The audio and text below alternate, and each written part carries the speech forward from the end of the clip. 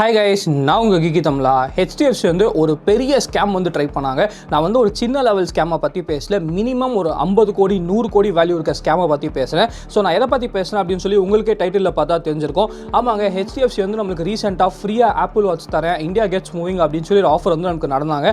அதில் பார்த்தீங்கன்னா பெரிய ஸ்கேம் வந்து பண்ண ட்ரை பண்ணாங்க. ஸோ என்னெல்லாம் நம்மளுக்கு வந்து இந்த ஸ்கேமில் பண்ணியிருக்காங்க, என்னெல்லாம் பண்ண ட்ரை பண்ணாங்க அப்படின்னு சொல்லி வீடியோ வந்து ஃபுல்லாக பாருங்கள். நிறையா ஷாக்கிங்கான விஷயங்கள் வந்து நான் உங்களுக்கு சொல்கிறேன்.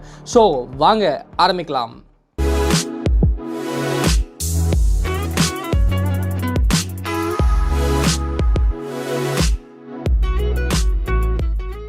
ஓகே கைஸ், வீடியோக்குள்ளே போகிறதுக்கு முன்னாடி ஒரு சின்ன டிஸ்க்ளைமர் என்ன அப்படின்னு பார்த்தீங்கன்னா, நான் வந்து இந்த இன்ஃபர்மேஷன் வந்து இன்டர்நெட்டில் கனெக்ட் பண்ணி நான் வந்து பேசலை. ஸோ நானே பார்த்தீங்கன்னா இந்த ஆஃபரை பற்றி ஒரு வீடியோ வந்து போட்டுருக்கேன். நீங்கள் பார்க்கலாம், எனக்கு அடுத்த கண்டிப்பாக பாருங்கள். நானே என் சொந்த காசில் கொடுத்து இந்த ஆஃபரில் வந்து ஆப்பிள் வாட்ச் வந்து வாங்கியிருக்கேன். ஸோ என்னோட காசும் உள்ளே வந்து மாட்டியிருக்கு. நான் வந்து ரெடிட்டில் இருக்கேன், அதே சமயத்தில் பார்த்தீங்கன்னா இந்த வாட்ஸ்அப் குரூப்பில் இருக்கேன். ஸோ நிறையா பாதிக்கப்பட்டவங்களோட வந்து பேசிகிட்டு இருக்கேன். ஸோ நிறைய இன்ஃபர்மேஷன் கலெக்ட் பண்ணி, நிறைய ப்ரூஃப் கலெக்ட் பண்ணி தான் இந்த வீடியோ வந்து பண்ணிகிட்ருக்கேன். ஸோ வீடியோ வந்து ஃபுல்லாக பாருங்கள், எல்லாமே உங்களுக்கு வந்து நான் ப்ரெசென்ட் வந்து பண்ணுறேன். ஸோ ஃபர்ஸ்ட் வந்து உங்களுக்கு இந்த ஆஃபரை பற்றி ஃபுல்லாக தெரியணும் அப்படின்னா அந்த வீடியோ வந்து பாருங்கள். நான் அதில் வந்து நான் டீட்டெயிலாக வந்து எக்ஸ்பிளைன் பண்ணிட்டேன். ஸோ ரொம்ப ஈஸியாக சிம்பிளாக சொல்லணும்னா இந்த ஆஃபர் பேர் வந்து நம்மளுக்கு வந்து இந்தியா கெட்ஸ் மூவிங். இது வந்து நம்மளுக்கு ஹெச்டிஎஃப்சி தான் நடத்திருக்காங்க. பேசிக்கலாக என்ன அப்படின்னு பார்த்தீங்கன்னா, நீங்கள் வந்து ஆப்பிளோட அல்ட்ரா வாட்ச் 2, அதுக்கப்புறம் பார்த்தீங்கன்னா எனக்கு வந்து சீரிஸ் 10, அதுக்கப்புறம் SE2, இந்த 3 வாட்ச் வந்து நீங்கள் பர்ச்சேஸ் பண்ணிக்கலாம். ஸோ நீங்கள் பர்ச்சேஸ் பண்ணதுக்கப்புறம் நீங்கள் வந்து ஃபுல் அமௌண்ட் வந்து பே பண்ண போகிறீங்க. ஸோ ஃபுல் அமௌண்ட் வந்து பே பண்ணதுக்கப்புறம் அதை வந்து அப்படியே நம்மளுக்கு வந்து டிவைடட் பை 12 வந்து பண்ணுவாங்க. ஸோ டிவைடட் பை 12 வந்து பண்ணதுக்கப்புறம் ஒரு மாதமும் பார்த்தீங்கன்னா அவங்க சொல்கிற பாயிண்ட்ஸ் வந்து நீங்கள் அச்சீவ் பண்ணிங்கன்னா அந்தந்த மாதம் உங்களுக்கு வந்து 100% ரீஃபண்ட் வந்து கொடுத்துட்டே இருப்பாங்க. ஸோ 12 மாதம் வந்து நீங்கள் அச்சீவ் பண்ணிங்கன்னா உங்களுக்கு வந்து 12 மாதம் எண்டில் வந்து ஃபுல் ரீஃபண்டும் நமக்கு வந்து கொடுத்துருவாங்க. ஸோ பேசிக்கலாக ஒரு ரிவர்ஸ் EMI மாதிரி அப்படின்னு வச்சுக்கோங்க. ஸோ இது வந்து பார்க்குறதுக்கு ரொம்ப ஜென்யூனாக இருந்துச்சு. அதே சமயத்தில் ஹெல்த்துக்கும் ரொம்ப நல்லது அப்படின்ற மாதிரி தான் நமக்கு வந்து இருந்துச்சு. ஸோ நானும் பார்த்தீங்கன்னா வீடியோ போட்டேன். நானும் என்னோட ஆப்பிள் வாட்ச் வந்து இந்த ஆஃபரில் தான் நானும் வந்து பர்ச்சேஸ் வந்து பண்ணேன். ஸோ என்ன மாதிரி எக்கச்சக்கமான பேர் வந்து நமக்கு பர்ச்சேஸ் பண்ணாங்க. ஸோ பர்ச்சேஸ் பண்ண எல்லாருக்கும் பார்த்தீங்கன்னா ஹெச்டிஎஃப்சி வந்து ஒரு பெரிய ஷாக்காக வந்து கொடுத்தாங்க. இவ்வளோ பெரிய கம்பெனியாக நமக்கு வந்து ஹெச்டிஎஃப்சி இருக்கும்போது இவங்க இந்த மாதிரி பண்ணுவாங்க அப்படின்னு சொல்லி நாங்கள் வந்து யாருமே வந்து எதிர்பார்க்கல. ஸோ என்னெல்லாம் பண்ணாங்க அப்படின்னு சொல்லி ஒன்று நான் வந்து சொல்கிறேன். ஸோ ஃபர்ஸ்ட் ஒரு பெரிய பெரிய பெரிய ரெட் ஃப்ளாக் என்ன அப்படின்னு பார்த்தீங்கன்னா, நான் வந்து இதை வாங்குறதுக்கு முன்னாடி, வீடியோ பண்ணுறதுக்கு முன்னாடி ஃபர்ஸ்ட் வந்து என் வீட்டில் இருக்க வீட்டு பக்கத்தில் இருக்க ஒரு ஆப்பிளோட ஆஃப்லைன் ஸ்டோர், இமேஜின் ஸ்டோர் வந்து இருக்குது. அங்கே வந்து நான் விசாரித்தேன். அதே சமயத்தில் பார்த்தீங்கன்னா குரோமா, ரிலையன்ஸ் டிஜிட்டல் அப்படின்னு சொல்லி ஒரு 3-4 கடையில் நான் வந்து விசாரித்தேன். எல்லாருமே சொன்ன ஒரு விஷயம் என்ன அப்படின்னு பார்த்தீங்கன்னா, இது வந்து நம்மளுக்கு ஹெச்டிஎஃப்சி அதுக்கப்புறம் ஆப்பிள் 2 கம்பெனியும் நம்மளுக்கு வந்து கொலாபரேட் பண்ணி பண்ணுற ஒரு கேம்பெயின் தான். ஸோ ரொம்ப ரொம்ப ஒரு ஜென்யூனான கேம்பெயின் தான். நீங்கள் வந்து கவலைப்படுறதுக்கு எந்த விதமான அவசியமும் இல்லை. கண்டிப்பாக காசு வந்து ரீஃபண்ட் கிடைக்கும், நீங்கள் நடந்தால் மட்டும் போதும் அப்படின்னு சொல்லி கூவி வந்து விற்றாங்க. ஸோ நிறைய பேனர் வந்து வச்சுருந்தாங்க. நிறைய இடத்துல பார்த்தீங்கன்னா சேல்ஸ் பர்சன்ஸே நமக்கு வந்து கடைக்குள்ளே போகும்போதே நிறைய பேர் வந்து சொன்னாங்க. ஸோ அதனால தான் இந்த ஆஃபர் வந்து கண்டிப்பாக ஜென்யூனாக இருக்கும் அப்படின்னு வந்து நம்பினேன். ஆனால் இந்த பிரச்சனைலாம் நடந்ததுக்கப்புறம் நானே போய் விசாரித்து கேட்கும்போது என்ன சொல்கிறாங்கன்னா, இது வந்து வெறும் ஹெச்டிஎஃப்சியோட ஆஃபர் மட்டும்தான், இதில் வந்து ஆப்பிளுக்கு வந்து எந்த விதமான பங்கும் இல்லை அப்படின்னு சொல்கிறாங்க. ஸோ ஃபர்ஸ்ட் வந்து அவங்களே சொன்னாங்க ஹெச்டிஎஃப்சிக்கும் பங்கு இருக்குது, ஆப்பிளுக்கும் பங்கு இருக்குது அப்படின்னு சொல்லிட்டு. ஆனால் இப்போ வந்து ஆப்பிளுக்கு பங்கு இல்லை, வெறும் ஹெச்டிஎஃப்சிக்கு மட்டும்தான் பங்கு இருக்குது அப்படின்னு சொல்கிறாங்க. ஆனால் இது பார்த்தீங்கன்னா எனக்கு வந்து குரோமாவில் கொடுத்தாங்க, ரிலையன்ஸில் கொடுத்தாங்க, அதுக்கப்புறம் எல்லா ஆப்பிளோட ஆஃப்லைன் ஸ்டோர்ஸையும் எனக்கு வந்து கொடுத்தாங்க. ஆனால் எல்லாருமே இப்போ வந்து மாற்றி பேசுகிறாங்க, இது வந்து வெறும் ஹெச்டிஎஃப்சிக்கு மட்டும்தான் பங்கு இருக்குது அப்படின்னு நமக்கு சொல்கிறாங்க. ரெண்டாவது பெரிய பெரிய ப்ராப்ளம் என்ன அப்படின்னு பார்த்தீங்கன்னா, ஃபர்ஸ்ட் வந்து நம்மளுக்கு இந்த வாட்சை வாங்கினதுக்கப்புறம் ஹெச்டிஎஃப்சி எர்கோவில் வந்து அவங்களே ரிஜிஸ்டர் பண்ணி அந்த ஆப் வந்து டவுன்லோட் பண்ணி லாகின் வந்து பண்ண சொன்னாங்க. ஸோ லாகின் பண்ணும்போது பார்த்தீங்கன்னா ஃபர்ஸ்ட் வந்து நம்மளுக்கு ஹெச்டிஎஃப்சி என்ன சைட்லேருந்து என்ன சொன்னாங்க அப்படின்னு பார்த்தீங்கன்னா, வெறும் வந்து நம்மளுக்கு ஆக்டிவ் எனர்ஜி ஸ்டெப்ஸ் வந்து பர்மிஷன் கொடுத்தா மட்டும் போதும் அப்படின்னு சொன்னாங்க. ஸோ இந்த ஸ்க்ரீன்ஷாட்டில் வந்து பார்க்கலாம். ஃபர்ஸ்ட் வந்து நாங்கள் ஆக்டிவ் எனர்ஜி ஸ்டெப்ஸுக்கு மட்டும் தான் பர்மிஷன் கொடுத்தாங்க. ஸோ அவங்க வந்து அந்த ஹெல்த் ஆப்லேருந்து வெறும் ஸ்டெப்ஸை ரீட் பண்ணிட்டு இருந்தாங்க, எனர்ஜியை மட்டும் தான் ரீட் பண்ணிட்டு இருந்தாங்க. அது இல்லாமல் வேறு எதுவுமே நம்மளுக்கு வந்து டேட்டா வந்து ஹெச்டிஎஃப்சியும் கேட்கல, நாங்களும் வந்து கொடுக்கல. ஆனால் அதுக்கப்புறம் பார்த்தீங்கன்னா ஹெச்டிஎஃப்சியில் வந்து நம்மளுக்கு ஒரு அப்டேட் வந்து விட்டாங்க.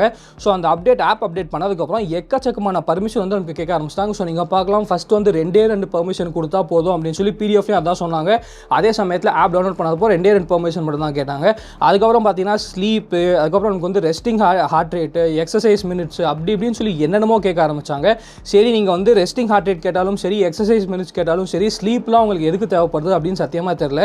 ஏன்னா உங்களுக்கு தேவைப்படுறது ஸ்டெப்ஸோட டேட்டா மட்டும் தான். எக்கச்சக்கமான ஹெல்த் டேட்டா வந்து நமக்கு கேட்க ஆரம்பிச்சாங்க. ஸோ வேறு வழி இல்லை, நீங்கள் அந்த ஹெல்த் டேட்டா கொடுத்தா மட்டும்தான் உங்களுக்கு வந்து ஸ்டெப்ஸ் சிங்க் ஆகிற மாதிரி நமக்கு வந்து வச்சுட்டாங்க. சரி, வேறு வழி இல்லை அப்படின்னு சொல்லிட்டு அந்த ஹெல்த் டேட்டாவும் நாங்கள் எல்லா பர்மிஷனும் கொடுத்தோம். ஸோ ஃபர்ஸ்ட்டே பார்த்தீங்கன்னா நமக்கு வந்து 2 பர்மிஷன் போதும்னு சொன்னாங்க. ஆனால் அதுக்கப்புறம் எக்கச்சக்கமான பர்மிஷன் வந்து நமக்கு கேட்க வந்து ஆரம்பித்தாங்க. நெக்ஸ்ட் பிரச்சனை என்ன அப்படின்னு பார்த்தீங்கன்னா, நீங்கள் வந்து ஒரு மாதம் முடிஞ்சதுக்கப்புறம் நமக்கு வந்து எவ்வளோ பாயிண்ட்ஸ் இருக்கோ அது வந்து ஆப்பில் காட்டும். அங்கேருந்து நீங்கள் காசை வந்து ரெடீம் வந்து பண்ணிக்கலாம். ஸோ ஃபர்ஸ்ட் வந்து நமக்கு ரெடீம் பண்ணும்போது என்ன சொன்னாங்க அப்படின்னு பார்த்தீங்கன்னா, உங்களுக்கு வந்து 5லேருந்து 7 பிஸ்னஸ் டேஸ்க்குள்ளே உங்கள் காசு வந்து உங்களுக்கு வந்துடும் அப்படின்னு சொன்னாங்க.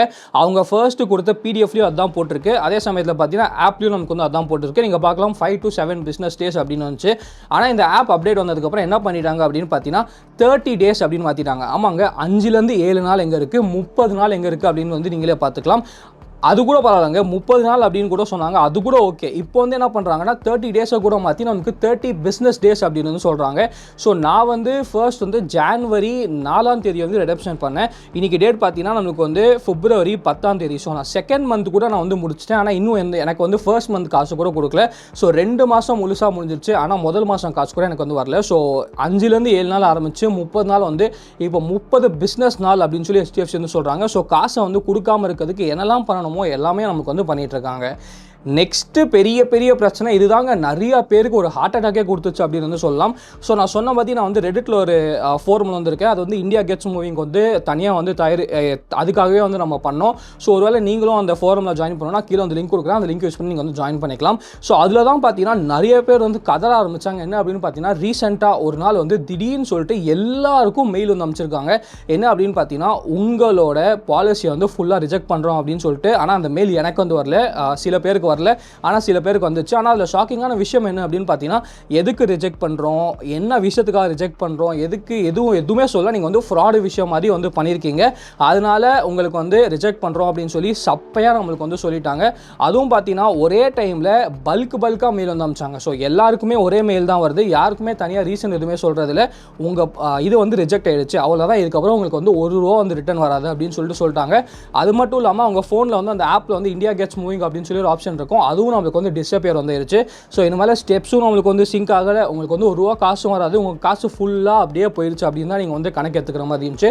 ஸோ எல்லாருமே ரொம்ப ஷாக் ஆகிட்டாங்க, என்ன ரீசனும் நம்மளுக்கு வந்து சொல்லலை.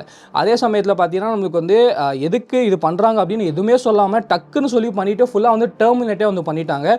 ஸோ அதனால எல்லாருமே செம காண்டு வந்து ஆனாங்க. ஸோ எல்லாருக்கிட்டையும் பணம் இருக்குது அப்படின்னு நம்ம சொல்ல முடியாது. நிறைய பேர் பார்த்தீங்கன்னா நம்ம கண்டிப்பாக நடக்கணும் அப்படின்னு சொல்லிட்டு கஷ்டப்பட்டு நடந்து அவங்க காசை போட்டு தான் வாட்ச் வந்து வாங்கியிருக்காங்க. ஆனால் இப்படி செய்கிறது வந்து கண்டிப்பாக ஒரு ஏமாத்து வேலை அப்படின்னு தான் நினைக்கிறேன். ஸோ எக்கச்சக்கமான பேருக்கு வந்து இந்த மெயில் வந்து வந்துச்சு. ஸோ இந்த மெயில் வந்து வந்ததுக்கப்புறம் எல்லாருமே என்ன பண்ண ஆரம்பித்தாங்க அப்படின்னு பார்த்தீங்கன்னா, சரி இதுக்கு நம்ம ஏதாச்சும் ஒரு ஆக்ஷன் எடுக்கணும் அப்படின்னு சொல்லிட்டு, எனக்கு தெரிஞ்ச நிறைய பேர் பார்த்தீங்கன்னா அவங்கவுங்க சிட்டியில் இருக்க அந்த HDFC ஆஃபீஸ்க்கு போய் நிறைய பேர் வந்து சண்டை போட்டாங்க. அதுக்கப்புறம் பார்த்தீங்கன்னா டெடிகேட்டடாக ஒரு வாட்ஸ்அப் குரூப் வந்து பண்ணாங்க. அந்த வாட்ஸ்அப் குரூப்பில் நானும் பார்ட்டாக தான் இருக்கேன். ஸோ அந்த வாட்ஸ்அப் குரூப் லிங்க்கும் கீழே வந்து தரேன். அதிலே பார்த்தீங்கன்னா கிட்டத்தட்ட 1000 பேர் கிட்ட இருக்காங்க. ஆனால் எனக்கு பெருசாக ஒன்றும் புரியல, ஏன்னா ஃபுல்லாக ஹிந்தியில் தான் வந்து பேசிகிட்டு இருக்காங்க. அந்த வாட்ஸ்அப் குரூப்பில் நிறைய லாயர்ஸ் இருந்தாங்க. நிறைய லாயர்ஸ் வந்து கேஸும் நமக்கு வந்து ஃபைல் பண்ண ஆரம்பித்தாங்க. ஸோ கேஸும் ஃபைல் பண்ண ஆரம்பிச்சு அதுக்கப்புறம் பார்த்தீங்கன்னா நிறைய சண்டை நடந்துச்சு, நிறைய பேர் வந்து மெயில் அனுப்பிச்சிட்டு இருக்காங்க. இந்த மாதிரி எக்கச்சக்கமான விஷயம் வந்து நடக்கும்போது ஃபைனலாக பார்த்தீங்கன்னா ஒரே ஒருத்தருக்கு மட்டும் நமக்கு வந்து HDFC வந்து ரிப்ளை பண்ணாங்க. நாங்கள் எதுக்கு வந்து உங்களுக்கு ரிஜெக்ட் பண்ணோம் அப்படின்னு பார்த்தீங்கன்னா, நீங்கள் வந்து ஒரு மாதத்தில் 80% ஆஃப் டேஸ் மேலே பார்த்தீங்கன்னா 15,000 ஸ்டெப்ஸ் வந்து நடந்திருக்கீங்க, அதனால எந்த மனுஷனாலும் இது வந்து பாசிபிளாக இருக்காது, அதனால தான் இதை ஃபேக் அப்படின்னு சொல்லி நாங்கள் சொல்கிறோம் அப்படின்னு வந்து ரிப்ளை பண்ணியிருந்தாங்க.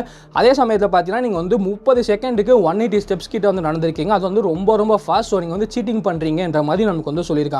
ஸோ இது வந்து எந்த மாதிரி கண்டிஷன் அப்படின்னு வந்து எனக்கு தெரியல. நீ என்ன சொன்ன, 30 நாளில் நீங்கள் வந்து அந்த 111 பாயிண்ட்ஸ் வந்து அச்சீவ் பண்ணணும். ஸோ நான் வந்து 30 நாளும் பார்த்தீங்கன்னா 15,000 ஸ்டெப் மேலே நடந்தாலும் நீ வந்து கேட்கக்கூடாது, நான் எப்படி நடந்தாலும் நீ வந்து கேட்கக்கூடாது. அவர் கஷ்டப்பட்டு நடந்திருக்காரு. அவர் என்ன சொல்கிறார் அப்படின்னு பார்த்தீங்கன்னா, நான் வந்து சேல்ஸில் இருக்கேன் தம்பி, ஸோ நான் வந்து டெய்லி எனக்கு வேலை இருக்கும், ஸோ நான் நடந்துகிட்டே தான் இருப்பேன், ஸோ எனக்கு வந்து 15,000 ஸ்டெப் வந்து ரொம்ப ஈஸியாக முடிஞ்சிடும். ஆனால் இப்போ இவங்க என்ன சொல்கிறாங்க அப்படின்னு பார்த்தீங்கன்னா, ஒரு மாதத்தில் யாருமே வந்து 30 நாளைக்கு 30 நாள் வந்து 15,000 ஸ்டெப் வந்து அச்சீவ் பண்ண முடியாது அப்படின்னு வந்து சொல்கிறாங்க. ஸோ இப்போ எனக்கு பார்த்தீங்கன்னா நான் வந்து ஸ்டூடியோவில் வேலை செய்கிறேன், ஸோ இங்கேயே உட்காந்து வேலை செய்கிறேன். எனக்கு வந்து 30 நாளைக்கு 30 நாள் வந்து 15,000 ஸ்டெப் வந்து நடக்கிறது கொஞ்சம் கஷ்டமான விஷயம் தான். ஏன்னா நான் இதுக்காக போய் நடக்கணும்னா, நிறைய பேர் பார்த்தீங்கன்னா வேலை செய்கிறதே வந்து நமக்கு மார்க்கெட்டிங்கில் வேலை செய்கிறாங்க, டெலிவரியில் வேலை செய்கிறாங்க, அந்த மாதிரி ஃபீல்டில் வேலை செய்கிற நிறைய பேர் வந்து ரொம்ப ஈஸியாக 15,000 ஸ்டெப் வந்து நடந்துருவாங்க. அவங்களுக்கும் பார்த்தீங்கன்னா ரிஜெக்ட் வந்து பண்ணியிருக்காங்க. என்ன சொல்கிறாங்க அப்படின்னு பார்த்தீங்கன்னா, நீங்கள் வந்து 80% ஆஃப் டைம் ஆக்டிவ் டேஸ் மேலே நீங்கள் வந்து 15,000 ஸ்டெப்ஸ் நடந்திருக்கீங்க அப்படின்னு சொல்லி. ஸோ இதுவே வந்து நிறைய பேருக்கு வந்து ரொம்ப காண்டாச்சு. இதெல்லாம் ஒரு கண்டிஷனே இல்லை ரிஜெக்ட் பண்ணுறதுக்கு. ஸோ பேசிக்கலாக பார்த்தீங்கன்னா ஹெச்டிஎஃப்சியால் ரிஜெக்ட் பண்ணுறதுக்கு எந்த காரணமும் இல்லை. ஏன்னா அவங்களால வந்து நம்மளுக்கு ஆப்பிள் வந்து வெறும் ஸ்டெப்ஸ் டேட்டா மட்டும் தான் நமக்கு வந்து ஷேர் பண்ணுவாங்க. ஸோ நீங்கள் வந்து கையை வச்சு ஆட்டினீங்களா இல்லை மிஷினை வச்சு ஆட்டினீங்களா இல்லாட்டி நீங்கள் நடந்தீங்களா வேற ஆள் நடந்தாரா அப்படின்னு சொல்லி ஹெச்டிஎஃப்சியால் கண்டுபிடிக்கவே முடியாது. இதில் காமெடியான விஷயம் என்ன அப்படின்னு பார்த்தீங்கன்னா ரெடிட்லேயே ஒருத்தர் வந்து போட்டிருக்கான். அவன் வந்து நடக்கவே இல்லையாங்க. அவன் வந்து ஃபுல்லாக கையாட்டிட்டு அதுக்கப்புறம் வந்து அந்த மிஷினில் வச்சு தான் ஃபுல்லாக ஸ்டெப்ஸ் ஏற்றிருக்கான். ஆனால் அவனுக்கு வந்து 100% ரீஃபண்ட் வந்து பண்ணியிருக்காங்க. ஸோ பேசிக்கலாக பார்த்தீங்கன்னா அவங்களுக்கு வந்து தெரியவே தெரியாது நீங்கள் வந்து கையாட்டினீங்களா நடந்தீங்களா அப்படின்னு சொல்லிட்டு. ஆனால் நிறைய பேர் வந்து கஷ்டப்பட்டு தான் நடந்திருக்காங்க. அவங்க எல்லாருக்குமே பார்த்தீங்கன்னா இந்த ரிஜெக்ஷன் மெயில் அனுப்பிச்சு உங்களுக்கு ரீஃபண்டே கிடையாது அப்படின்ற மாதிரி நம்மளுக்கு வந்து சொல்லிட்டாங்க. சரி எல்லாருமே செம்ம காண்டாயிட்டு வாட்ஸ்அப் குரூப் வந்து கிரியேட் பண்ணாங்க. நிறைய பேர் வந்து ஆஃபீஸ்க்கு போய் போராட ஆரம்பித்தாங்க. அது மட்டும் இல்லாமல் பார்த்தீங்கன்னா நிறைய பேர் வந்து நம்மளுக்கு கம்ப்ளைண்ட்டும் ஃபைல் பண்ண ஆரம்பித்தாங்க. ஸோ இதில் ஒரு நல்ல விஷயம் என்ன நடந்துச்சு அப்படின்னு பார்த்தீங்கன்னா எக்கச்சக்கமான பேர் பார்த்தீங்கன்னா எனக்கு வந்து ரீல் போட ஆரம்பித்தாங்க. அதுக்கப்புறம் வந்து நமக்கு யூடியூபர்ஸ் வந்து பேச ஆரம்பித்தாங்க. நம்ம டெக்ஸ்டாட்டேரனா கூட ரீல் போட்டிருப்பாரு அப்படின்னு நினைக்கிறேன். ஸோ இந்த மாதிரி நிறைய யூடியூபர்ஸ் வந்து இதை பற்றி பேச ஆரம்பித்தாங்க. அதுக்கப்புறம் நிறைய பேர் வந்து ஆப் ஸ்டோரில் போயிட்டு ரேட்டிங் எல்லாமே ரொம்ப 1 ஸ்டார் ரேட்டிங் கொடுத்து நல்ல நல்ல ரிவ்யூஸ்லாம் எடுத்துகிட்டு கேவலமான ரிவ்யூஸ்லாம் கொடுக்க ஆரம்பித்தாங்க. அதனால அவங்க ரேட்டிங்கும் அவங்களுக்கு வந்து ஃபால் வந்து ஆக ஆரம்பிச்சது. இதனால ஹெச்டிஎஃப்சிக்கு வந்து நம்மளுக்கு பயம் வந்து வந்துடுச்சு. ஸோ பயம் வந்ததுக்கப்புறம் என்ன பண்ணாங்க அப்படின்னு பார்த்தீங்கன்னா யாருக்கு ரிஜெக்ஷன் மெயில் அனுப்பிச்சாங்களோ அவங்க எல்லாருக்குமே பார்த்தீங்கன்னா திருப்பி இன்னொரு மெயில் அனுப்பிச்சு அந்த ரிஜெக்ஷன் மெயிலை வந்து நீங்கள் கன்சிடர் பண்ணாதீங்க, உங்கள் கிளைம் வந்து அப்ரூவ்டு அப்படின்னு அனுப்பிச்சிருக்காங்க. அவங்க தான் ரிஜெக்ட் பண்ணாங்க. திருப்பியும் ஒரு 2 நாளே பார்த்தீங்கன்னா திருப்பியும் வந்து அப்ரூவ் பண்ணிட்டோம் அப்படின்னு சொல்லி அவங்களே வந்து மெயில் அனுப்புகிறாங்க. அப்ரூவ் பண்ணிட்டோன்னு மெயில் மட்டும் அனுப்பிச்சது இல்லாமல் திருப்பியும் அடுத்த நாளே பார்த்தீங்கன்னா 1 மாதத்துக்கு இல்லைங்க 2 மாதத்துக்கு வந்து காசு போட்டிருக்காங்க. ஒரே ஒரு மாதத்துக்கு மட்டும் நமக்கு வந்து காசு போட்டிருந்தா கூட சரி, 2வது மாதத்துக்கும் நம்மளுக்கு வந்து காசு வந்து போட்டுட்டாங்க. ஸோ இந்த மாதிரி பார்த்தீங்கன்னா நமக்கு வந்து யாருக்கு வந்து ரிஜெக்டட் மெயில் வருதோ எல்லாருக்குமே பயந்து நம்மளுக்கு வந்து அப்ரூவ்டு அப்படின்னு சொல்லிட்டு எல்லாருக்குமே 2 மாதம் காசு வந்து கொடுத்தாச்சு.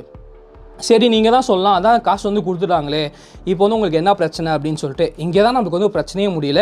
சில பேருக்கு மட்டும் தான் நமக்கு வந்து காசு கொடுத்தாங்க, இன்னும் சில பேருக்கு வந்து காசே வரல. ஃபார் எக்ஸாம்பிள் நானே பார்த்தீங்கன்னா கிட்டத்தட்ட 60 நாளாக வெயிட் பண்ணிருக்கேன்.